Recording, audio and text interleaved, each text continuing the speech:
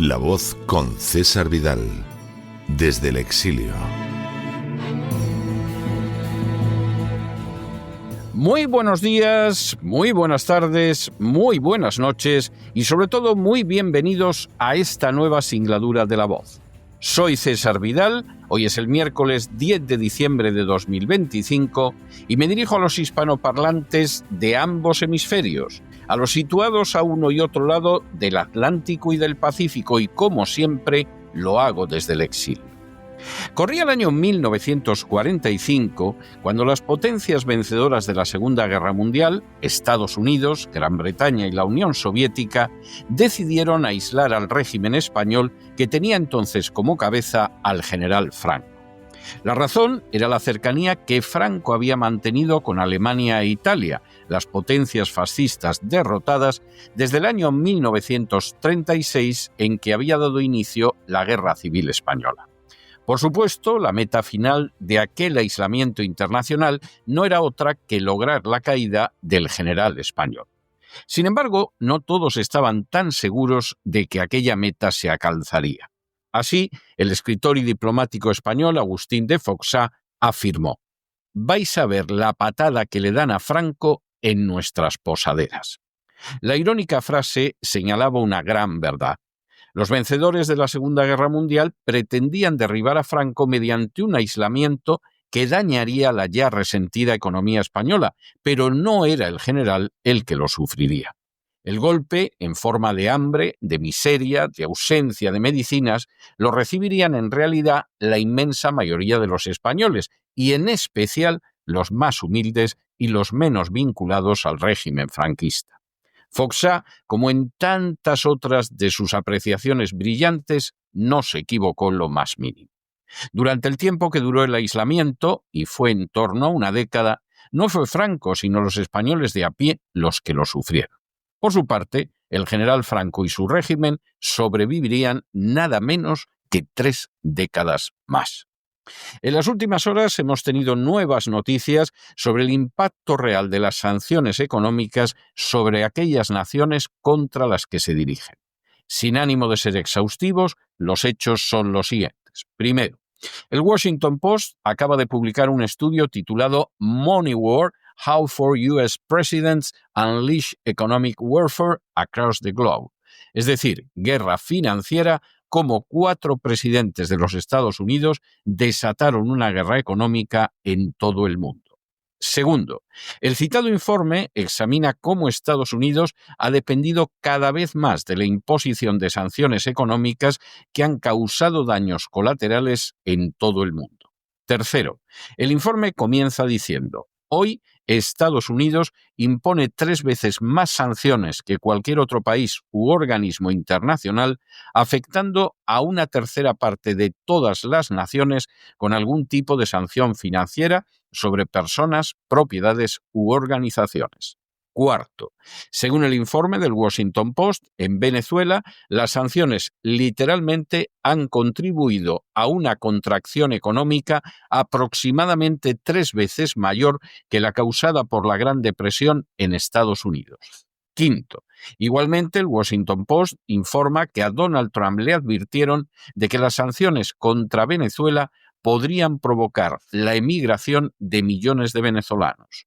Sexto, bajo el gobierno de Obama, Estados Unidos comenzó a imponer sanciones contra Venezuela, pero al principio eran muy limitadas y en realidad se enfocaron en algunos miembros del régimen de Maduro que eran responsables de llevar a cabo represalias violentas contra los manifestantes en Venezuela. Fue realmente Trump, como se informa de manera exclusiva en el informe, el que, a pesar de las advertencias de funcionarios de seguridad nacional y de informes clasificados sobre los posibles efectos de estas sanciones en la emigración, restringió de verdad la principal fuente de ingresos de las exportaciones. Séptimo, el 96% de los ingresos de Venezuela por exportaciones proceden de la venta de petróleo, y lo que Estados Unidos hizo efectivamente en el transcurso de 3 a 4 años fue impedir que se realizaran esas ventas en los mercados internacionales. Octavo, esa medida realmente estranguló las empresas conjuntas que constituían un motor de la economía venezolana, es decir, los acuerdos petroleros que se habían logrado entre productores estadounidenses y venezolanos que proporcionaban a estos últimos los ingresos necesarios para llevar a cabo importaciones procedentes de otros países. Noveno, esa presión económica ejercida por Estados Unidos provocó una contracción económica del 71% en Venezuela. Décimo, esa contracción ha sido el triple que la que sufrió Estados Unidos durante la Gran Depresión y mayor que cualquier otro colapso económico en tiempos de paz durante la historia moderna, mayor que muchos otros colapsos en la economía de países en guerra, incluyendo Ucrania después de la invasión rusa o Irak después de la invasión americana de 2003. Se puede afirmar, sin ánimo de exagerar, que las proporciones son catastróficas. Undécimo, el colapso económico en Venezuela precede a las sanciones, ya que tenía una inflación de más del 800% antes de Trump. Pero no hay duda de que estas medidas de Estados Unidos empeoraron considerablemente la situación económica en Venezuela y, a pesar del enorme coste económico y humano, no fueron suficientes para derrocar a Maduro, que continúa hoy en el poder. Duodécimo, en el ámbito académico se está analizando en la actualidad de manera especial los efectos de las sanciones y si han surtido efecto o, por el contrario, no es así. Décimo tercero, algunos de estos análisis sugieren que la tasa de éxito de las sanciones económicas se sitúa entre el 15 y el 30%, lo que implica un altísimo porcentaje de fracasos en la medida en que actualmente hay sanciones impuestas sobre aproximadamente un tercio de todos los países y el 60% de todos los países pobres. Décimo cuarto, el citado estudio analiza de manera muy extensa los casos de Cuba, Irán, Zimbabue, Venezuela, Afganistán y Siria. Décimo quinto, el estudio va referido a cientos de millones de personas afectadas de alguna forma por las sanciones americanas en lugares donde los regímenes que Estados Unidos pretende atacar no han transferido ni han renunciado a su control del poder. Décimo sexto, por supuesto, desde Estados Unidos se puede afirmar que aplicar estas sanciones sigue siendo mejor que no aplicar ninguna medida, porque privan a los regímenes de fondos que, de estar a su disposición, podrían utilizar para lo que Estados Unidos describe como actividades perniciosas. Pero la realidad es que los cambios de régimen se suceden muy rara vez. Décimo séptimo. Incluso hay expertos que afirman que en realidad las sanciones económicas todavía otorgan más poder a los dirigentes y a los regímenes al frenar a la sociedad civil. Décimo octavo. De hecho, las sanciones reducen la potencia y la influencia de los actores del sector privado, que a menudo forman una base de poder opositor a las autoridades sancionadas. Décimo noveno.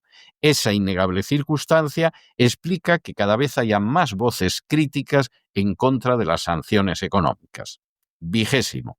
En el caso de Irán, las sanciones impuestas primero con un efecto realmente dramático en 2010 a través de medidas aprobadas por Obama y el Congreso implicaron una expansión verdaderamente fascinante de la autoridad para imponer sanciones de Estados Unidos. Vigésimo primero. De hecho, las sanciones contra Irán fueron el primer despliegue de sanciones secundarias que se aplicaron a los que comerciaran con el régimen iraní. Para algunos expertos, esa gran expansión del poder de las sanciones pudo ser positiva en la medida en que en el año 2015 el gobierno de Obama trabajó con el régimen iraní en un acuerdo nuclear. Vigésimo segundo.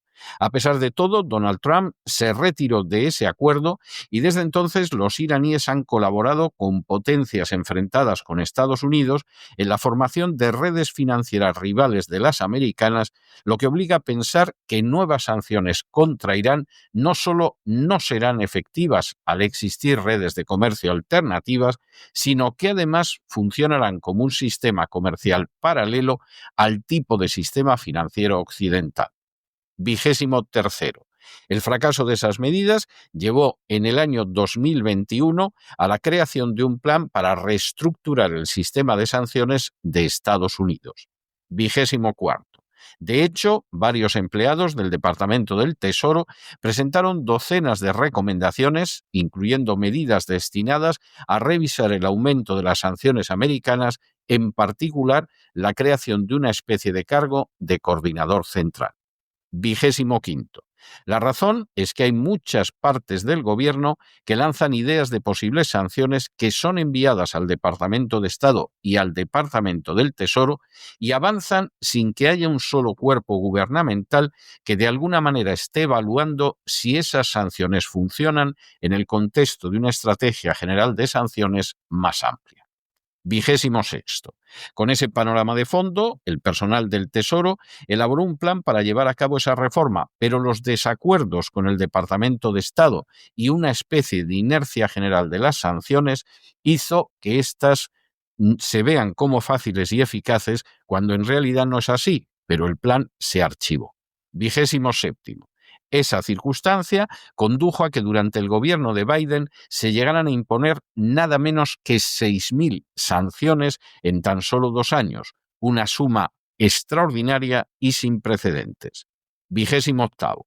El aumento de sanciones siguió siendo ineficaz para llevar a cabo cambios de régimen y, según el estudio, ha dejado de manifiesto la incapacidad de Estados Unidos para gestionar adecuadamente esta cuestión. 29. Los ejemplos del fracaso de las sanciones son evidentes en una nación como Corea del Norte, que lleva más de medio siglo sometida a sanciones económicas sin que ello haya frenado los esfuerzos de Corea del Norte por adquirir armas nucleares y misiles balísticos intercontinentales. 30. También han fracasado las sanciones americanas contra Nicaragua, donde sigue afianzado el régimen del presidente Daniel Ortega. 31. Igualmente, los años de sanciones contra Rusia por la guerra de Ucrania no han debilitado a esta potencia y han dado lugar a una flota oscura de barcos que venden petróleo al margen de las regulaciones internacionales. Y para colmo de males, esas sanciones han empujado a Rusia hacia una alianza más estrecha con China, una circunstancia desastrosa para los Estados Unidos. 32. Quizá el mayor fracaso haya tenido lugar en Cuba, donde casi 7 décadas de sanciones no han llevado al régimen a su final. 33. Como ha señalado Ben Rhodes, asesor adjunto de Seguridad Nacional en la administración Obama, la mentalidad, casi un reflejo extraño en Washington, se ha convertido en que si ocurre algo malo en cualquier parte del mundo, Estados Unidos va a sancionar a algunas personas. Y eso no tiene sentido. 34. Según el mismo Ben Rhodes, no pensamos en los daños colaterales de las sanciones de la misma manera que pensamos en los daños colaterales de la guerra, pero tendríamos que hacerlo. 35. De hecho, una de las grandes objeciones contra la imposición de sanciones económicas deriva de los inmensos daños humanos que causan. 36. A decir verdad, 1/3 de todos los países del mundo están sujetos a sanciones económicas de Estados Unidos y los estudios demuestran que las sanciones a nivel mundial provocan más de 550.000 muertes al año, tantas como si se tratara de una guerra. 37. En concreto, un reciente estudio del prestigioso medio The Lancet señala que los efectos sobre la mortalidad oscilaron entre 8,4 puntos logarítmicos para los niños menores de 5 años. 38. Igualmente, los efectos sobre la mortalidad aumentaron 2,4 puntos logarítmicos para las personas de entre 60 y 80 años. 39.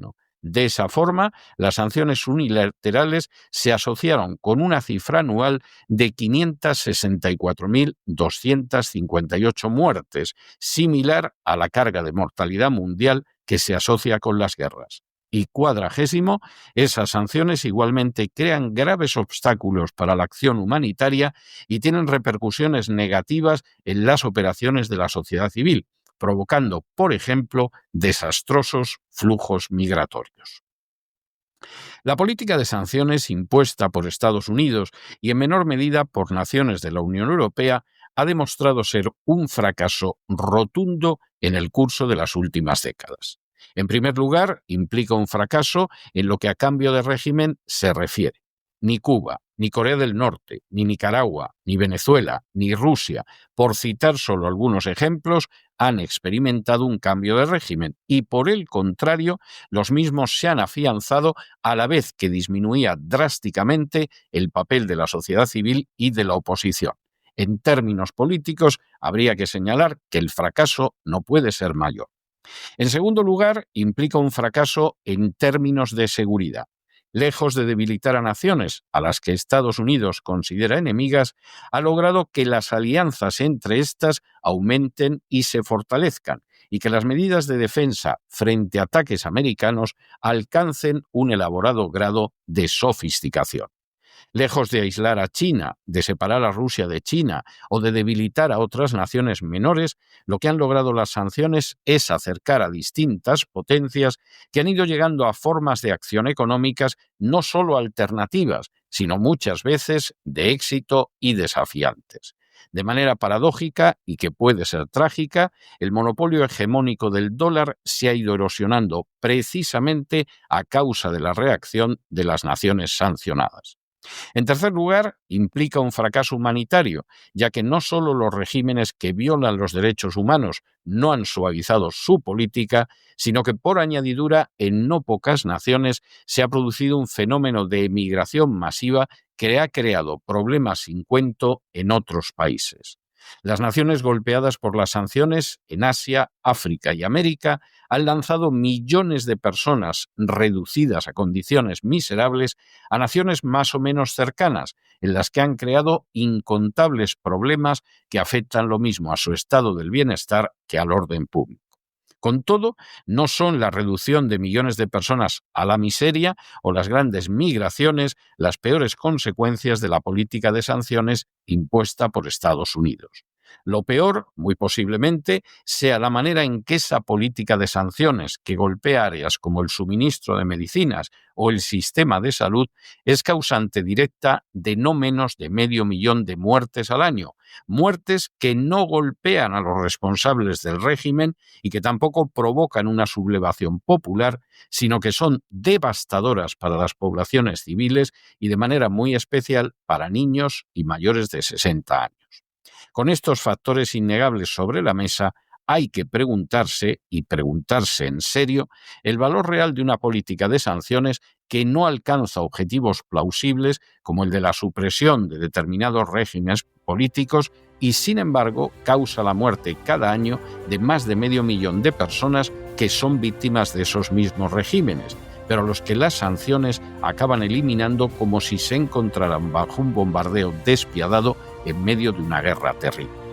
Y es que en la inmensa mayoría de los casos, la patada que se pretende dar a los dictadores, como supo señalar lúcidamente Agustín de Foxá, la acaban recibiendo los pueblos en sus posaderas.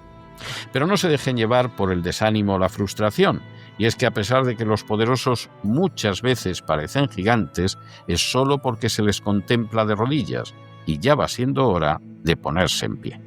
Mientras tanto, en el tiempo que han necesitado ustedes para escuchar este editorial, la deuda pública española ha aumentado en más de 7 millones de euros. Muy buenos días, muy buenas tardes, muy buenas noches. Les ha hablado César Vidal desde el exilio. Que Dios los bendiga.